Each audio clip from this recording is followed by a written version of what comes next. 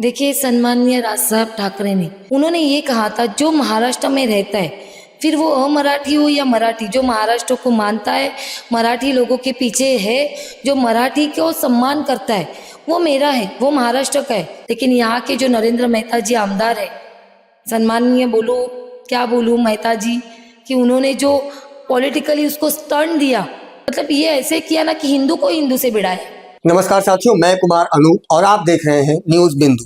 इस वक्त हम मौजूद हैं मनसे उम्मीदवार दृष्टि घाग के कार्यालय पर, जो प्रभाग 20 से मनसे पार्टी से उम्मीदवार हैं। हम इनसे सीधे जानने का प्रयास करेंगे कि कौन से ऐसे मुद्दे हैं जिनको लेकर के ये जनता के बीच जाने वाली है। बहुत बहुत स्वागत है मैम आपका हमारे चैनल में। सबसे पहले तो अपना परिचय दें, आप कौन हैं और जनता आपको क्यों चुने? नमस्कार, मेरा नाम दृष्टि घाग है, प्रभाग 20 की उम्मीदवार हूँ मैं। और आपने सवाल किया कि जनता मुझे क्यों चुनेगी। देखिए, अभी क्या है ना, आपने भी देखा है कि एक ही पार्टी के कितने साल से नगर सेवक एक ही वार्ड में है, लेकिन आप मेरे शांति नगर के सेक्टर 2 की हालत देखिएगा कि ये जो वार्ड में 10-10 साल से एक ही नगर सेवक है, लेकिन आप देखना कचरा 3-3 दिन से कोई उठा नहीं रहा है। रोड की हालत, एक्सीडेंट हो रहे वहां पे, रोड की हालत जो इतनी खराब है कि उन लोग को या तो बारिश में रोड बनाना होता है या तो इलेक्शन आने के 1 साल पहले रोड बनाना होता है सर।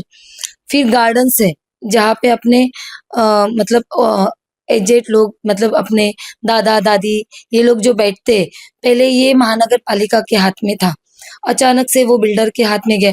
इतने साल तक महानगर पालिका उसको संभालती थी, अभी 14 साल से बिल्डर के हाथ में। कल ही मैंने बोला कि बीजेपी के एक नगर सेवक है, उन्होंने बोला जैसे ही मैं चुन के आऊंगा गार्डन महानगर पालिका के हाथ में, तो इतने सालों से क्यों नहीं दिया? क्यों बेचारे बच्चे हमारे जो खेलने से वंचित हो गए, जहाँ वहां पे अब देखना उन गार्डनों की हालत क्या है। क्योंकि जब महानगर पालिका संभालती थी तो बहुत, अभी उसमें 6-6 महीने से लाइट नहीं है। हमारे जो दादा दादी बैठते वो विदाउट लाइट में, जो लेडीज हमारी बैठते, और कोने कोने में रात के टाइम पे नशेड़ी भी बैठते हैं लाइट नहीं होने की वजह से। तो ये सब क्यों नहीं किया गया, ये मेरा तो मुझे लगता है कि लोगों को एक नया चेहरा चाहिए जो लोगों के काम कर सके। कौन से मुख्य मुद्दे होंगे जिनको लेकर के आप चुनाव मैदान में हैं? चूंकि आप महिला हैं, तो महिलाओं को लेकर भी कोई एजेंडा या कोई आपके मैनिफेस्टो में आपने महिलाओं को लेकर के कुछ प्रमुख रूप से तैयारी की है? देखिए, पहली बात तो महिला की सुरक्षा, ये सबसे बड़ा मुद्दा है कि महिला की सुरक्षा के ऊपर जो अभी जिस तरह से हो रहा है, तो उस पर पहला फोकस मेरा महिलाओं की सुरक्षा पे रहेगा।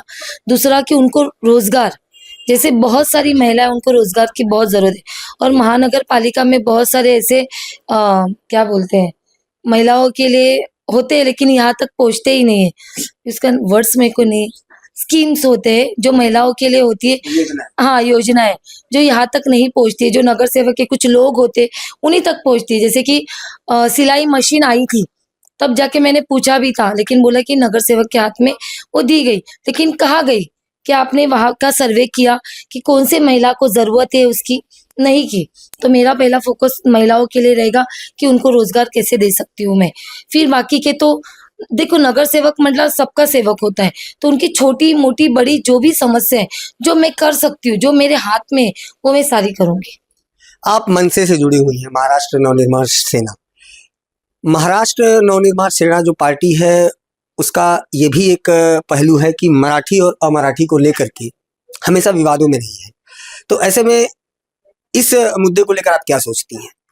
देखिए, सम्माननीय राज साहब ठाकरे ने उनकी बात उन्होंने जो रखी थी, वो शायद लोगों को नहीं समझ में आ रही है। उन्होंने ये कहा था, आप अच्छे से सुनेगा, वो महाराष्ट्र के नेता है तो जायज है कि वो बोलेंगे मराठियों के लिए। उन्होंने ये कहा था, जो महाराष्ट्र में रहता है, फिर वो अमराठी हो या मराठी, जो महाराष्ट्र को मानता है, मराठी लोगों के पीछे है, जो मराठी को सम्मान करता है, वो मेरा है, वो महाराष्ट्र का है। ना कि ये कहा था कि जो मराठी मराठी नहीं, उन्होंने बोला था जो मराठी का सम्मान करता है, मराठी भाषा का सम्मान करता है, वो महाराष्ट्र का है।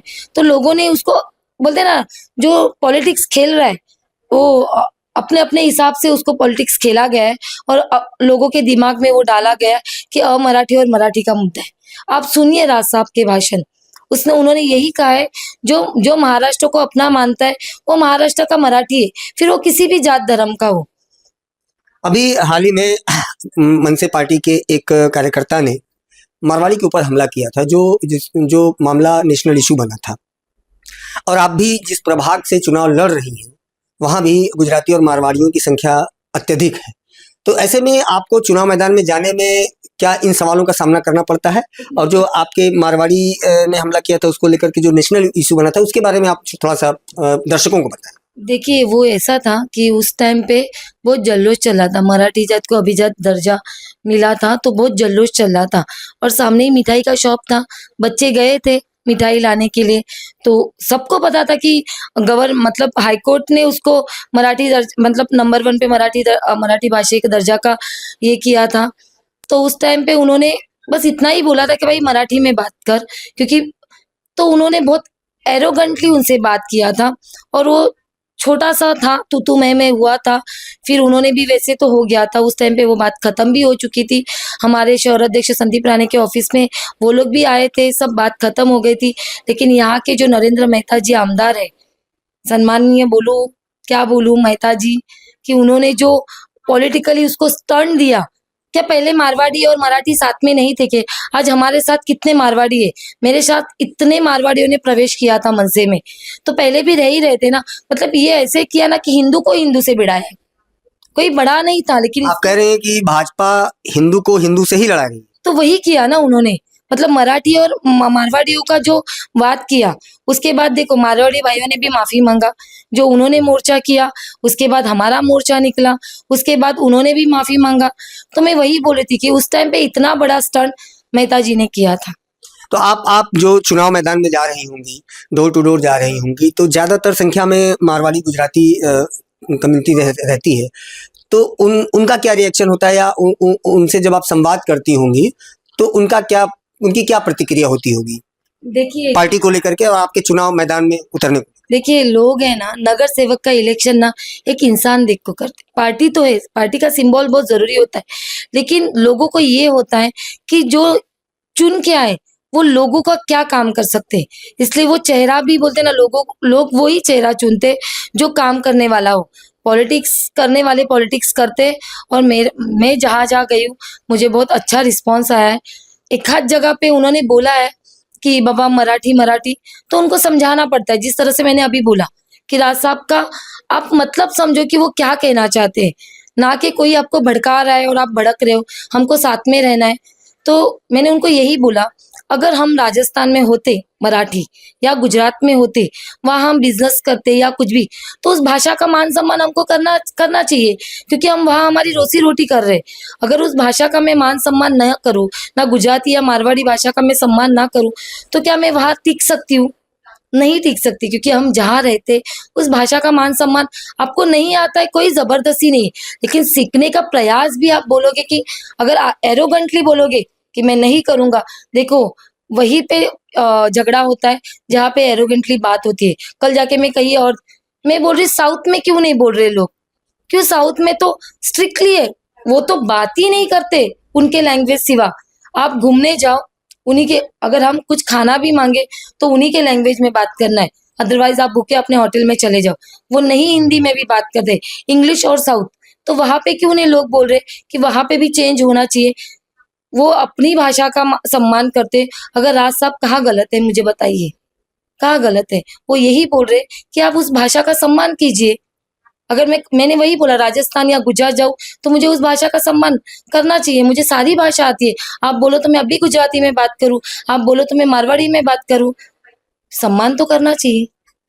अगर आप नगर सेविका चुन के आती हैं तो 3 काम ऐसे कौन से होंगे जो सबसे पहले करना चाहेंगी और जिनसे सबसे पहले महिलाओं को उसका फायदा मिले?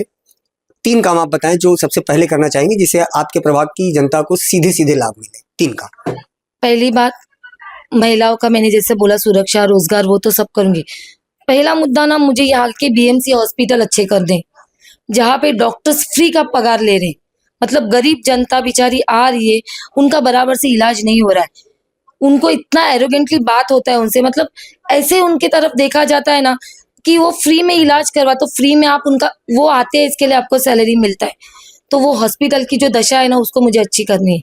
दूसरा कि जो यहाँ के रास्ते वगैरह जो भी मुद्दे, टाइम टू टाइम, अगर एक बार रास्ता बनाया तो 5 साल उसको देखना ना पड़े, ना कि उसी को टेंडर को बार बार बार बार खुद लोगों का टैक्स बचाना है कि वही टेंडर बार बार उसी काम के लिए मुझे नहीं लगाना है। और जो पानी की समस्या है, जो मेहता जी 24 घंटा पानी देने वाले थे, मुझे लगता है मैं 2 घंटा पानी का मतलब वो मैं एप्लीकेशन डालूंगी, मतलब 2 घंटा पानी लाने की पूरी पूरी कोशिश करूंगी। 24 घंटे का मैं आश्वासन नहीं दे सकती। और सूर्या प्रकल्प का तो हुआ, तो 24 घंटा तो होगा, क्योंकि अभी कितने साल से तो वही चल रहा है सूर्य प्रकल्प का, लेकिन अभी तक 24 घंटा पानी आया नहीं है मेरा में। हाँ, लेकिन जिनके टॉवर बने हैं, बिल्डरों के टॉवर बने, वहां पे 24 घंटा पानी है, स्विमिंग पूल में पानी है, इनके कंस्ट्रक्शन जहाँ पे काम चल रहे वहां पे पानी है। बस शांति नगर के जो बेचारे इतने जूनी बिल्डिंग है वहां पे पानी नहीं है सर। आप अपने मतदाताओं को, अपने प्रभाग के मतदाताओं को क्या हमारे चैनल के माध्यम से मैसेज देना चाहेंगी, क्या संदेश देना चाहेंगी चुनाव को लेकर?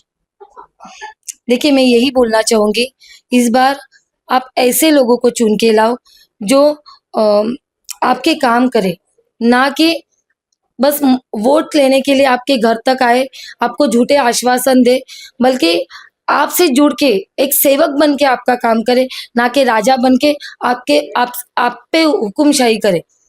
बस ये और एक संदेश मैं देना चाहती हूँ आपके माध्यम से। अभी यहाँ पे ना बहुत मतलब बहुत गलत तरीके से प्रचार हो रहा है। बीजेपी के और शिंदे गढ़ के जो लोग जा रहे, वो लोगों को यही बोल रहा है कि अगर कमल को वोट दिया तो चारों पैनल में आपको कमल को वोट देना है, या धनुष्यबाण को दिया तो चारों तरफ धनुष्यबाण को। गलत मैसेज जा रहा है, ये गलत मैसेज पहले तो बंद करना चाहिए। देखिए, 4 है, अ ब क ड, 4 मशीन है, 4 उम्मीदवार रहेंगे, चारों अलग अलग पार्टी के लोग हैं। आपकी इच्छा, जो योग्य उम्मीदवार है आप उसको वोट दे सकते हो, ना कि कमल को दिया तो चारों कमल, धनुष्यबाण को दिया तो चारों। ये गलत है। आपको जो उम्मीदवार सही लगती, उसकी जो निशानी है आप उसको वोट दे सकते हैं। तो गलत जो ये मैसेज फैला रहा है ना, अगर वो हमको मिले तो हम आरओ से उसको कंप्लेंट करने वाले कि ये गलत मैसेज लोगों तक पहुंचा रहे।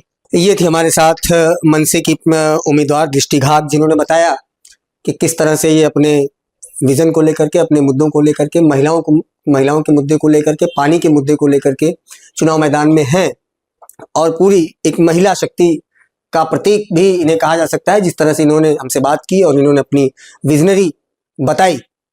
आप देख रहे हैं न्यूज़ बिंदु, मैं अनूप कुमार, नमस्कार।